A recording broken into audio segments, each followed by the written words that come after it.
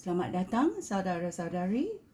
Kami datang semula untuk mendengar Lukas babak 7.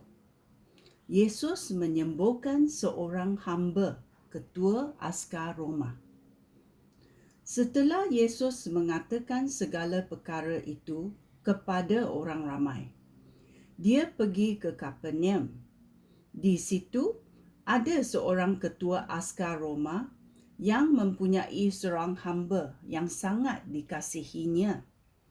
Hamba itu sakit dan hampir meninggal. Ketika ketua askar itu mendengar tentang Yesus, dia menyuruh beberapa orang pemimpin masyarakat Yahudi pergi kepada Yesus untuk meminta dia datang dan menyembuhkan hambanya. Mereka pergi kepada Yesus, lalu memohon dengan sungguh-sungguh, "Orang ini layak Tuan tolong. Dia mengasihi bangsa kita dan bahkan membina rumah ibadat untuk kami." Yesus pergi bersama-sama mereka. Ketika dia hampir tiba di rumah itu, ketua askar itu mengutus sahabat-sahabatnya supaya berkata kepada Yesus, "Tuan, janganlah bersusah-susah ke rumah saya. Saya tidak layak menyambut Tuan ke rumah saya. Saya sendiri pun tak layak menghadap Tuan. Perintahkanlah sahaja. Tentu hamba saya akan sembuh. Saya pun di bawah perintah perwira atasan, dan di bawah perintah perwira atasan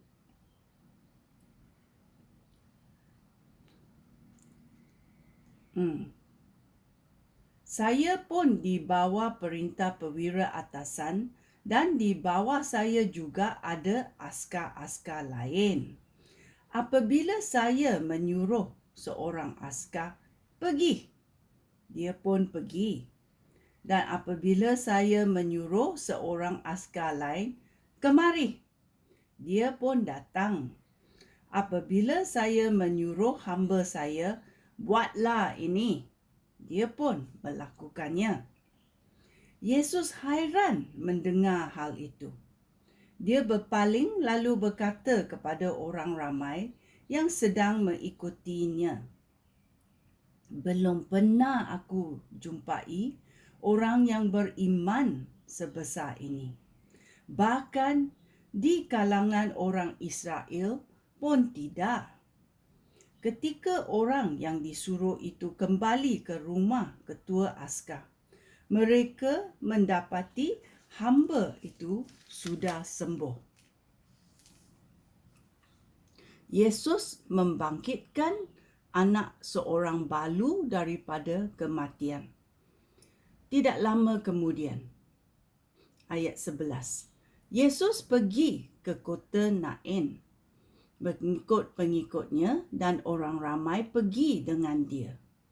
Ketika dia tiba di pintu gerbang kota itu, penduduk kota sedang menghantar jenazah ke luar kota. Yang mati itu anak lelaki tunggal, seorang balu. Banyak penduduk kota menyertai ibu itu. Apabila Tuhan melihat wanita itu, dia kasihan kepadanya, lalu berkata, "Janganlah menangis. Janganlah menangis." Setelah itu, dia menghampiri dan menyentuh unsungan itu. Lalu para pengungsung pun berhenti. Yesus berkata, "Hai anak muda, aku menyuruh kamu bangun." Pemuda yang dihidupkan semula itu duduk dan mula bercakap. Lalu pemuda itu diserahkan oleh Yesus kepada ibunya. Semua orang takut lalu memuji Allah. Mereka berkata, Seorang nabi yang besar telah datang di kalangan kita. Allah sudah datang untuk menyelamatkan umatnya. Berita tentang Yesus tersebar di seluruh negeri dan di daerah sekitarnya. Utusan daripada Yohanes Pembaptis, ayat 18. Pengikut Yohanes memberitahu Yohanes segala perkara ini. Yohanes memanggil 2 orang pengikutnya, lalu menyuruh mereka bertanya kepada Tuhan Yesus. Adakah Tuhan orang yang dikatakan akan datang menurut janji Allah, atau adakah kami harus menanti seorang lain? Apabila mereka bertemu dengan Yesus, mereka berkata, Yohanes Pembaptis menyuruh kami bertanya kepada Tuhan, adakah Tuhan orang yang dikatakan akan datang menurut janji Allah, atau adakah kami harus menantikan seorang lain? Kebetulan pada masa itu, Yesus menyembuhkan banyak orang sakit. Dia mengusir roh-roh jahat dan mencelikkan mata orang buta. Oleh itu, Yesus menjawab utusan-utusan Yohanes. Pulanglah, beritahu Yohanes apa yang telah kamu lihat dan dengar. Orang buta melihat, orang lumpuh berjalan, orang berpenyakit kulit yang mengerikan menjadi sembuh, orang tuli mendengar, orang mati dibangkitkan semula, dan berita baik daripada Allah dikabarkan kepada orang miskin. Berbahagialah orang yang tidak mempunyai keraguan terhadap aku. Setelah utusan Yohanes pergi, Yesus mula bercakap tentang Yohanes kepada orang ramai. Dia berkata, apabila kamu pergi kepada Yohanes Pembaptis di padang gurun, apakah yang mahu kamu melihat? Sehelai rumput yang ditiup angin ke? Kamu keluar mahu melihat apa? Seorang yang berpakaian indah ke? Orang yang berpakaian demikian dan yang hidup mewah tinggal di istana. Katakanlah, kamu keluar mahu melihat apa? Seorang nabi ke? Betul, bahkan lebih daripada seorang nabi. Yohanes Pembaptis itulah yang dikatakan dalam ayat Alkitab. Allah berfirman, inilah utusan aku. Aku akan mengutus dia terlebih dahulu daripadamu, supaya menyediakan jalan bagi kamu. Yesus berkata pula, hendaklah kamu tahu bahawa di dunia ini tidak ada seorang yang lebih besar daripada Yohanes Pembaptis. Tetapi orang terkecil antara mereka yang menikmati pemerintahan Allah lebih besar daripada Yohanes. Orang ramai termasuk para pemungut cukai mendengar Yesus mengatakan hal itu.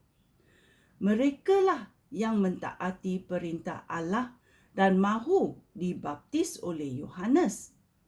Tetapi orang Farisi dan guru Taurat tidak mahu menerima apa yang dikehendaki oleh Allah bagi diri mereka dan tidak mahu dibaptis oleh Yohanes. Yesus berkata, Dengan apakah dapat aku bandingkan orang zaman ini? Seperti apakah mereka? Mereka seperti anak-anak yang duduk di pasar. Kumpulan yang satu berseru kepada yang lain, "Kami memainkan lagu perkahwinan untuk kamu, tetapi kamu tidak mahu menari. Kami meratap, tetapi kamu tidak mahu menangis." Yohanes Pembaptis datang. Dia berpuasa dan tidak minum wain. Lalu kamu berkata, "Dia dirasuk syaitan." Anak manusia datang. Dia makan dan minum. Lalu kamu berkata, "Lihatlah orang ini. Dia rakus, pemabuk, sahabat pemungut cukai, dan kawan orang yang dihina masyarakat." Walaupun demikian, kebijaksanaan Allah dibuktikan benar oleh perbuatan semua orang yang menerima kebijaksanaan itu. Yesus di rumah Simon. Seorang Farisi bernama Simon menjemput Yesus makan di rumahnya. Ayat 36. Yesus pergi ke rumahnya, lalu mulai memakan. Di kota itu ada seorang wanita yang hidup dalam dosa. Dia mendengar bahawa Yesus sedang makan di rumah orang Farisi itu. Lalu dia pergi ke situ sambil membawa sebotol minyak wangi. Dia berdiri di belakang Yesus, dekat kakinya. Dia menangis dan membasahi kaki Yesus dengan air matanya. Kemudian kaki Yesus dikeringkan oleh wanita itu dengan rambutnya. Lalu kaki Yesus diciumnya dan dituangi minyak wangi. Apabila orang Farisi yang menjemput Yesus melihat kejadian ini, dia berkata dalam hati, "Jika dia ini benar-benar seorang nabi, tentu dia tahu bahawa wanita yang menyentuhnya itu hidup dalam dosa." Yesus berkata kepada Simon, "Ada yang hendak aku katakan kepada kamu." Simon menjawab, "Katakanlah, Guru." Yesus berkata, "Ada 2 orang lelaki berhutang kepada seorang peminjam wang. Yang seorang berhutang 500 keping wang perak dan yang seorang lagi 50 keping wang perak. Kedua-duanya tidak dapat membayar hutang.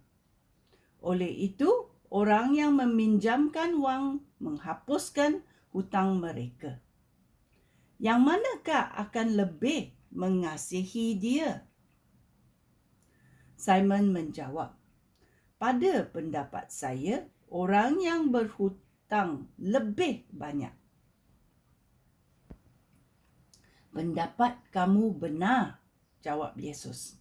Lalu Yesus berpaling kepada wanita itu dan berkata kepada Simon, "Kamu nampak perempuan ini?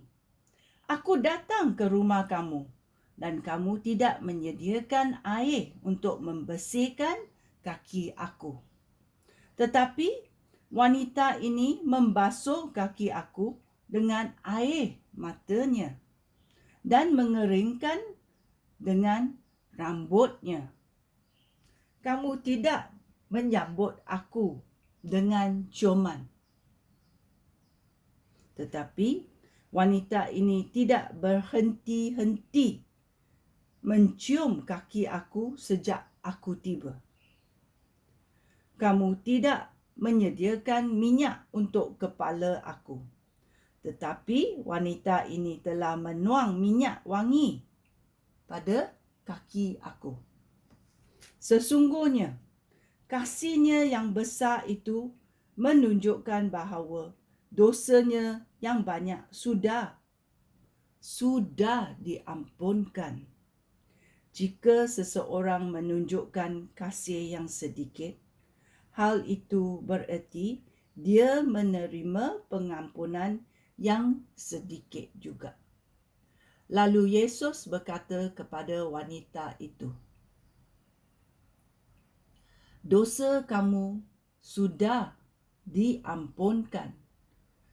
Mereka yang makan bersama-sama Yesus mula bertanya sesama sendiri, "Siapakah dia ini sehingga dapat mengampunkan dosa?" Tetapi Yesus berkata kepada wanita itu, "Oleh sebab kamu percaya kepada aku, kamu diselamatkan. Pergilah dengan sejahtera." Ini adalah babak dalam Lukas 7. Kita merenung, sebab kamu percaya kepada aku, Yesus berkata, kamu diselamatkan. Pergilah dengan sejahtera. Kita mesti percaya bahawa Yesus adalah penyelamat yang diutus oleh Allah. Okey? Sekian, terima kasih. Shalom.